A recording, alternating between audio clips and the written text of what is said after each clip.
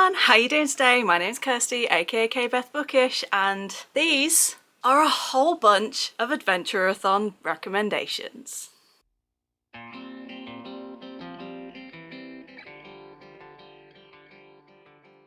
If you are new here and have just stumbled upon this video by chance and are not really sure what I'm talking about, the Adventurerathon is a readathon that I created 2 years ago and I run with my co-host Jona from Words from the Void. We've had 2 character creation rounds, we've gone on 2 adventures, and we are entering our 3rd adventure together. Being around for a couple of years does not mean that you are too late to join.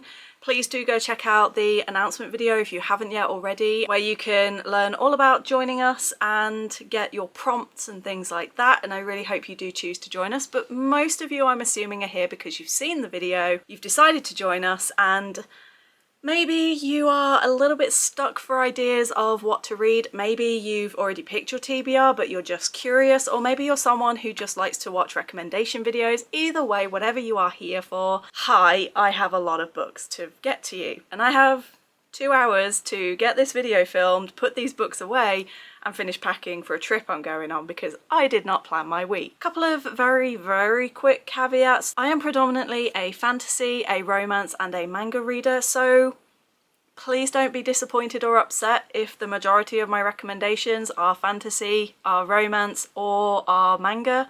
I will do my best to recommend books from other genres, but if I don't read the genre, it's very difficult to recommend a book. So if at the end of this video you're like, she didn't recommend a single thing that I would read, please do make use of that Discord. There is a specific channel for help with picking your books and for help with recommendations. Please do make the most of that. When I choose my recommendations, I have a spreadsheet that I use and I write everything down in that, so that will also be made live and you can add your own recommendations to that. So like I said, if for some reason you don't find anything and you are stuck, please do make use of those 2 things. I'm going to cover the main quest and the ship materials in this video.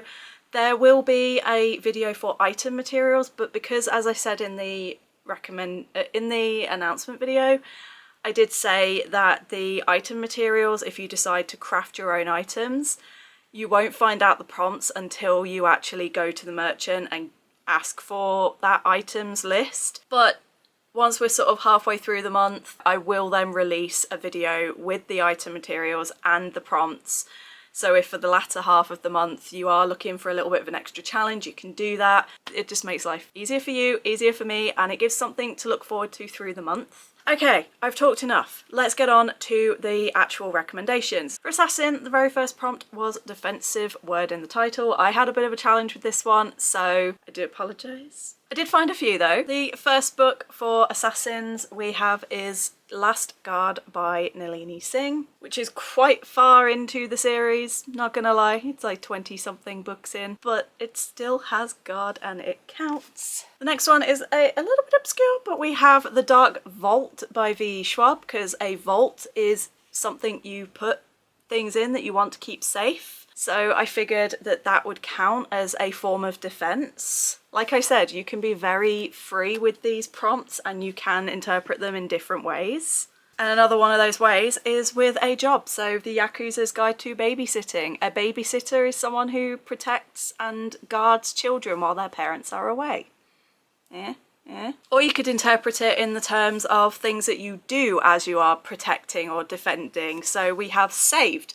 The cat who saved the library, where, you know, the word save, if you are defending someone, you are technically also saving them. I'm trying to give you as many options as possible, especially with these sort of more difficult prompts. Another one from Nalini Singh from a different series, but no less, and also halfway through the series, but we have Archangel's Legion. We also have Fence, not only because fences themselves can be used for defenses, but fencing and being a fencer can be for defensive purposes. I'm really badly explaining this. I'm hoping you understand what I'm trying to say. We then have from my ebooks, we have Down from the Tower. Towers quite often are used for defensive purposes. Death's Knight, and with Shield and Ink and Bone. And the final one for this also happens to fit for Shadow or Night in the title, but beware, No double ups are allowed. You cannot use the same book for 2 prompts. I'm just saying this one fits both of these prompts, and that is book 2 in the Greatcoats by Sebastian de Castell, which is Knight's Shadow. So not only have we got the word knight, but also as in K-N-I-G-H-T for the defensive word, we also have shadow for the word knight, and I don't mean this kind of knight, it has to be this kind of knight in the title. So we have Night Shadow by Sebastian de Castell, Girls of Storm and Shadow by Natasha Nian, which is book 2 in the Girls of Paper and Fire series, Archangel Shadows by Nalini Singh, which is part of the Guild Hunter series, The Shadow Glass by Josh Winning, They Bloom at Night by Trang Tan Tran, say that 5 times fast, The Shadow of the Gods by John Gwynn, Middle of the Night by Riley Sager, Where Shadows Meet by Patrice Caldwell. I do allow pluralizations of things, so shadow, shadows, night, nights, but also Midnights Twins by Holly Race, Last Night by Mari McFarlane, Of Blades and Shadows and The Night Elves of Ardani.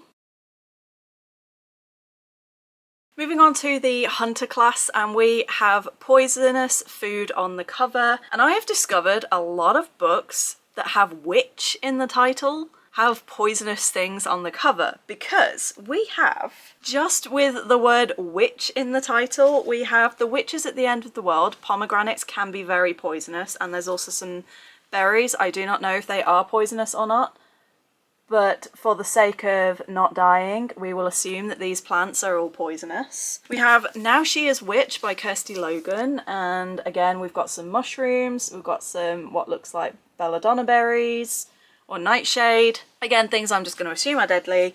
And the Once and Future Witches, where we have juniper, which is a poisonous berry to eat.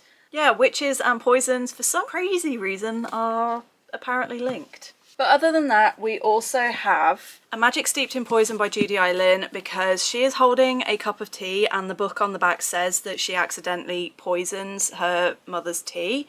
So I'm just gonna, I'm probably wrong, but I'm gonna accept and assume that that is a poison in that teacup. And so if you wish to do the same, you are more than welcome. Belladonna speaks for itself. Blue Lily, Lily Blue, because lilies are highly toxic, not only to animals, but also humans if we ingest them, and many people have allergies to them.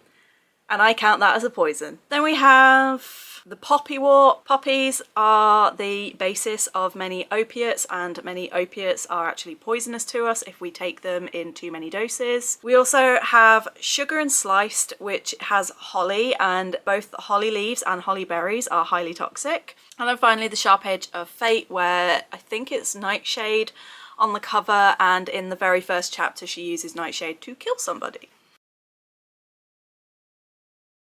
And then for your second, like your optional prompt, where it's a book relating to hunting in some way, shape or form, we have Dark Fever by Karen Marie Moaning. Not only are the she-seers kind of hunters, but also there are specific hunters that try to kill the she-seers in this series, and the whole thing is revolving around these people searching for a book.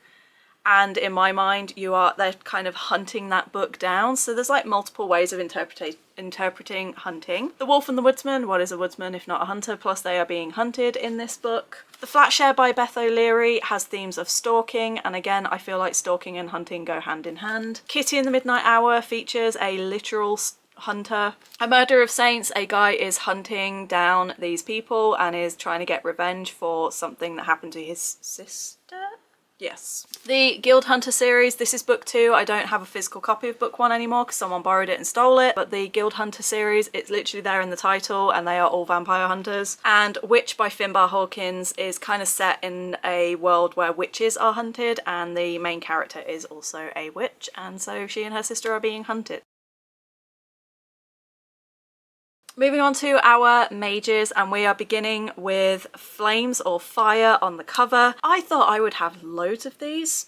Surprisingly, I had very few. But the ones that I do have, we have Weird Sisters by Terry Pratchett. You can see she is sat in front of a brazier, not a brazier. Don't make the same mistake I made one D&D session and disrupted the session for over an hour because of it. It's not on the front cover, but on the back cover, We have a brand new release that only actually came out a couple of days ago and only arrived yesterday. Boys with Sharp Teeth by Jenny Howell. Girls of Paper and Fire by Natasha Nyan. Legendborn by Tracy Dion. And we have the ebook Flame Touched. And then your optional prompt was that water plays a key part to the plot and the story. We have 4 books that kind of fit into the category of drinks, where the drinking is the important thing and drinking requires water. 1 is coffee and 3 are tea. So for tea, we have Under the Whispering Door by TJ Klune, A Magic Steeped in Poison by Judy I. Lim, and we have a Psalm for the Wild Built by Becky Chambers. And then for coffee, we have Before the Coffee Gets Cold by Toshikazu Kawaguchi. I actually had 6. I forgot to check my ebooks. So we also have Can't Spell Treason Without Tea, and we have Legends and Lattes, which features coffee. So we had, what, 4 for tea, 2 for coffee? And then generically just water plays a part in the plot. Samurai Deepa Kyo, from volumes 15 to 22, there is an arc with a character called Shimrei who uses water dragons. One Piece, can't not mention One Piece. It's pirates, it's the ocean.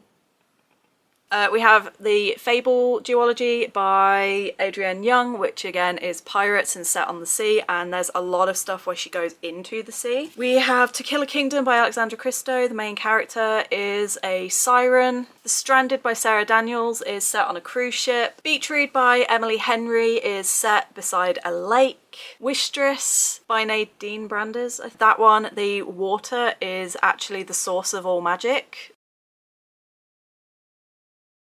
Moving on to our minstrels, like I said, your job is to keep everybody's spirits up and preferably keep people from despair. So happy words in the title. It can be anything from something that is a traditionally happy word, like the word happy, joy, or it could be something that makes you happy, which I've included a couple of those in here. It's whatever you think is the best fit for this, but I've picked out the Trust, because trust is a kind of happy, positive word. Hostage to Pleasure by Nalini Singh, with pleasure being our word. Delilah Green Doesn't Care, with the word care being the word. You and Me on Vacation. Radiance by Grace Draven. The Masterful Cat is depressed again today. Masterful, I think, is quite a happy word, but also cats bring me joy 90% of the time. Not so much when she's puking outside my door at 2 o'clock in the morning. A Sign of Affection. Perfect World. This wonderful season with you. Are you noticing that a lot more manga than novels seem to be positive words? The Soulmate Equation. The Court of Miracles. Potions and Pajamas. Pajamas are just a very happy word for me. I love my pajamas. I'm filming wearing pajamas. Pajamas are my soulmate. The Lost Darling and Blessed by the Cupid Distribution System. And then the one that I've had the most difficulty with in this entire video is the optional for the minstrels, which is camping or summer camp. I don't read books with those settings. I'm fully aware there's probably an entire horror subgenre out there devoted to this setting. I've got a Psalm for the Wild Built because there is a lot of this kind of camping-esque and a lot of sleeping outdoors, and they do make camp. Delilah Green Doesn't Care and Get a Life Chloe Brown, where the characters in both of these books go on a camping trip. And then You're Not Supposed to Die Tonight by Callum Bayron, which is set at a summer camp type thing. I do apologise, that wasn't a lot for that, but I realised I've got to start picking my prompts, doing the recommendation, and then just settling on whether those are going to be the prompts, because sometimes I get ahead of myself. I get excited for an idea and only after I've said it do I realise how difficult I've made it for myself and everybody else. So please do not hate me for that. Moving on to our pirates. For Broken Thing on the cover, we have The Girl with No Reflection by Kesha Chow. You can see the mirror is broken. We have Infuriating by Only James, which again has glass. That seems to be a recurring theme. Seeking Eternity by Meg M. Robinson has a little broken pendulum on the front. The Darkness Outside Us by Elliot Schreffer. This part here of the ship is broken. Skyward by Brandon Sanderson, there's a broken ship on the cover. And The Queen's Blade has a broken sword on the cover. And the series is called the Broken Blade series. And then for your optional prompt where, you know, something is running out, we have Everless by Sarah Holland. The main character's dad's life is running out. Wayward by Amelia Hart, where sort of time is running out, especially for one of the main characters where she knows she needs to escape and get away. The Invisible Life of Addie LaRue, I would go with like memories are running out, and also the idea of Addie herself is running out of sort of hope almost. Cafe con Leche, time and money is running out. Both of the restaurants featured in this are struggling and potentially about to go under. Orange by Ichigo Tagano is about mental health and someone whose sort of will to live is running out, as well as the time is running out for them to save him. The Last Library by Freya Sampson, the funding is running out, and so is also time, because the library may be taken over and gotten rid of. The Honey Witch, the protective magic around the island is running out. Wicked Fox, they're on a time crunch to save someone's life. And The Vanishing Half by Britt Bennett, the lie is running out. So like I said, again, you can interpret, I cannot say that word. You can interpret these prompts any way that is best for you. Moving on to our seers, and we have another one where I stupidly said to do a thing and then was like, I didn't think this through because I don't really have much that I can give as examples, but we're gonna do what we can. Sun or rain on the cover. So we have Under Your Spell by Laura Wood, has the sun in the background. The Sun Bearer Trials by Aidan Thomas, because the word always counts when it comes to cover picks. And The Holiday Escape by Heidi Swain has the tiniest little sun in the window. For rain, we have Wolf Rain by Nalini Singh, Those Above by Daniel Polanski, and Song of the Forever Rain by, I feel like the surname's Mello or something. It will be here. You can see it here.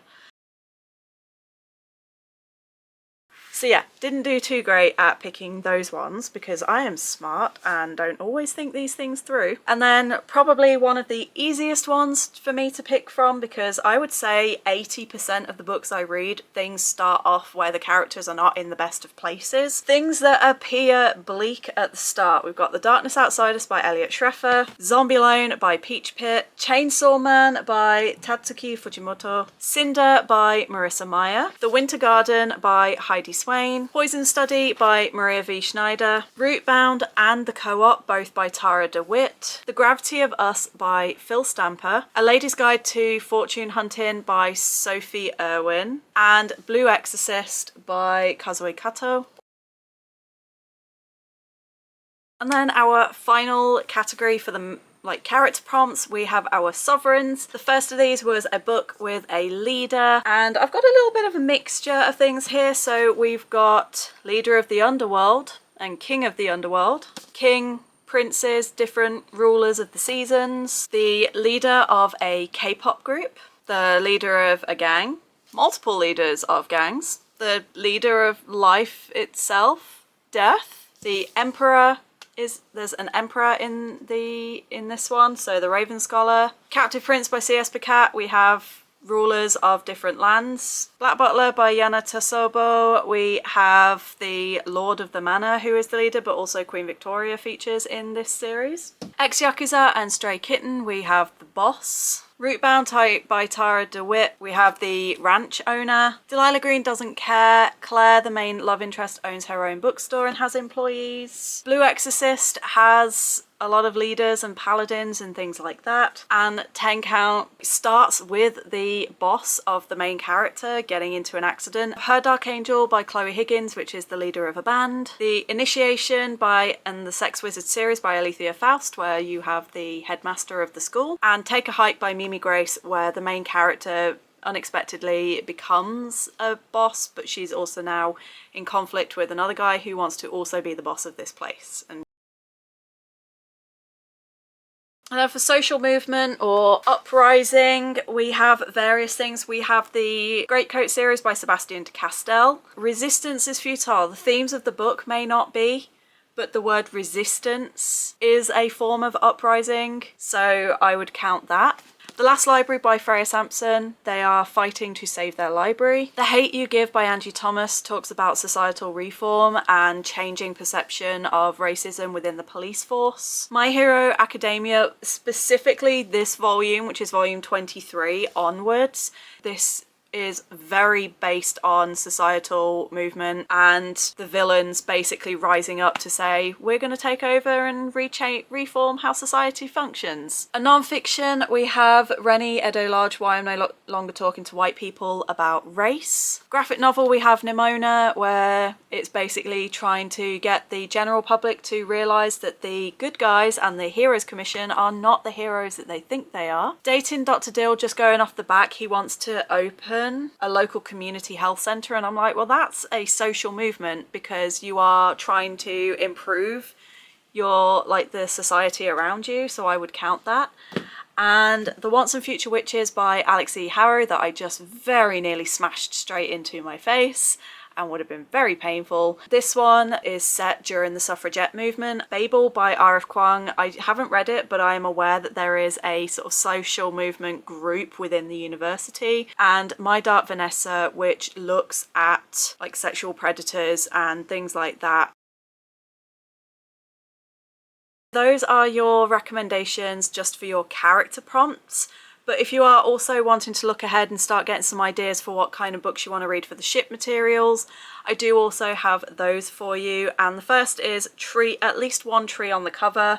As I've been holding these books up, I've been looking for ones that have trees on the goddamn cover. I do not have many books. But then again, when I was looking upstairs on my TBR shelves, by this point, I was starting to get very tired and migrainey, so I did probably give up.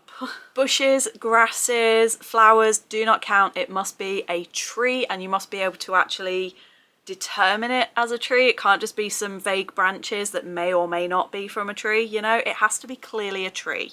With that in mind, we have Orange Volume 1 by Ichigo Takano. The Winter Garden by Heidi Swain. We have a few trees here. The Middle of the Night by Riley Sager. Across all the back, all here are a bunch of trees at the back of the house. Blue Flag by Kaito has a big cherry tree. The Honey Witch by Sydney J. Shields. We've got various trees around the background. This Poison Heart by Callum Bayron. Again, we've got sort of very faint trees, but they are in the background here behind Brysis. And The Prince Without Sorrow by Maitri Ujesakara has like tropical trees all along the edge. Finally, The Lantern of Lost Memories by Sanaka Hiragi, where we have another very pretty cherry tree.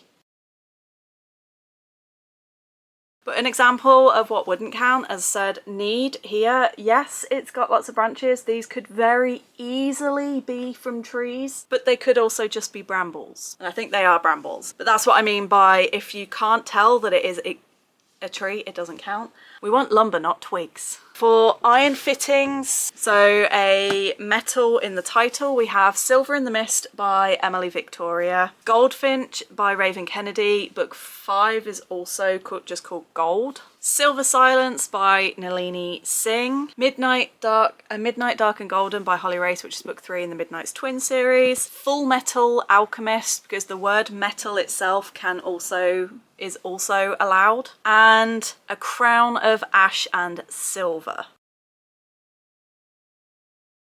That was another one I really struggled to get some examples for, so I do apologise, and like I said, feel free to ask for extra help. For Pitch, which is a mostly black cover, we have The Dark Becomes Her by Judy I. Lin, A Touch of Winter by L.K. Shea, Now She Is Witch by Kirsty Logan, Dark Rise by C.S. Pacat, The Atlas 6 by Olivia Blake, The City of Stardust by Georgia Summers, Dread Nation by Justina Ireland, Where Shadows Meet by Patrice Caldwell, and The Witches at the End of the World by Chelsea Iverson. For clothing on the cover, there are so many books out there that have got clothes and clothing on the cover. Again, this is a category I actually have a lot for, and I could have picked way more, but I've just gone with ones that either have outfits I really like, outfits I would wear, or slightly different outfits. So I'll start with my little manga stack. We've got Mao Volume 1 because it's like 1920s Japanese style. Also Samurai Deeper Kyo, they wear kimono because it's set in the 1600s, so you know, historic Japanese clothing. My Hero Academia, for the nearly all of the characters wear hero costumes, and there's a very wide variety of those costumes. The Masterful Cat is depressed again today, not only because Yukichi wears a different apron on the front of every cover, but also because a lot of what Saku wears on the covers is stuff that I would also wear. And Enchantment of Ravens, because of this absolutely gorgeous dress that she's wearing, I think it's stunning. Once Upon a K-Prom, because honestly, I would wear both their outfits. Heartstopper, every single volume has a different outfit, so we've got school uniforms here, but we've also got, you know, like jumpers on this one, we've got winter coats. Every single volume has a different outfit on the cover. Conventionally Yours by Annabeth Albert, because not only is it multiple outfits, but a lot of them are cosplays. Cemetery Boys, again, I would wear both those outfits, but also I really love the outfit in the background. I just think all of their outfits are pretty awesome. Out on a Limb, that is pretty much me anytime I leave the house. That is kind of the sort of thing that I wear. So again, it's me. All three of the Delilah Green books, I would wear at least one of the outfits. Like Delilah's outfit there is one of my favorites. But we also have, I would wear both those outfits. Like especially the one with the skirt. But I would wear both of those, and I would wear the dungarees and overalls. And then Darker by Four, I just think all three of these guys look incredible, and I'm just like, I would have crushes on every single one of them back when I was a teenager, and I would want to be them.